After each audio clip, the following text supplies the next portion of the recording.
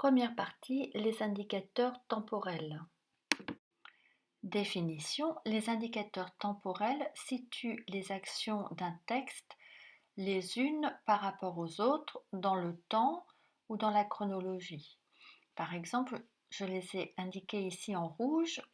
Il escalade le mât, puis court sur la vergue. Il parvient enfin auprès du matelot en détresse. Puis et enfin sont des adverbes qui marquent la progression dans le temps. On marque principalement trois phénomènes: l'antériorité, c'est-à-dire ce qui s'est passé avant, la simultanéité, c'est-à-dire ce qui se passe en même temps, et la postériorité, ce qui se passe par la suite. Les marqueurs temporels peuvent être soit des adverbes, soit des groupes nominaux. Par exemple, des adverbes comme d'abord, ensuite, puis, alors, enfin, soudain, ou alors des locutions adverbiales, c'est la même chose qu'un adverbe mais en plusieurs mots, comme plus tôt, plus tard, tout à coup, en même temps, par instant.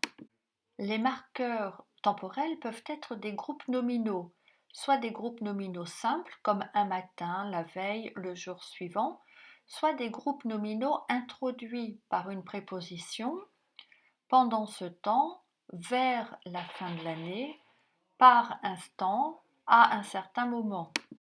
Ces groupes nominaux, qu'ils soient introduits par une préposition ou pas, sont des compléments circonstanciels de temps. Ils répondent à la question quand à l'intérieur de la phrase. En conclusion, les indicateurs temporels sont très importants dans les textes narratifs car ils donnent des points de repère dans la chronologie. Deuxième partie, les indicateurs spatiaux. Les indicateurs spatiaux situent les éléments, personnages, lieux, bâtiments, objets, actions d'un texte les uns par rapport aux autres dans l'espace. Par exemple, dans le texte, nous avions Montfermeil est situé entre Livry et Chelles.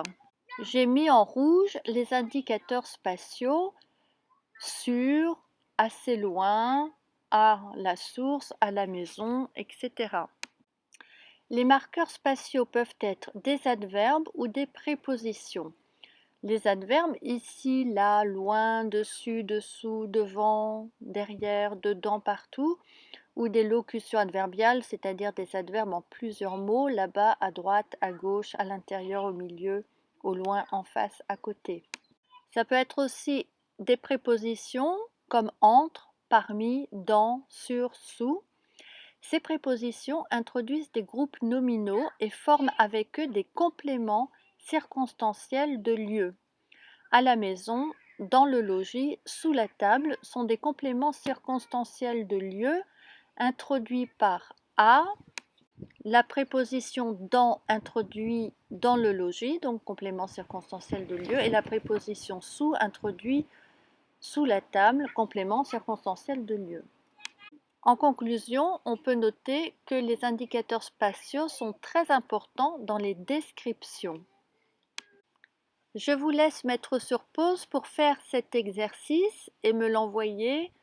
Vous devez trouver au moins 5 compléments circonstanciels de temps ou de lieu. Donc cherchez les indicateurs de temps ou de lieu. Je vous laisse recopier ce tableau récapitulatif.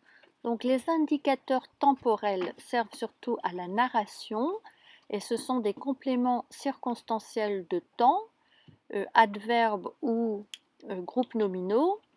Et les indicateurs spatiaux servent à la description et sont des compléments circonstanciels de lieu.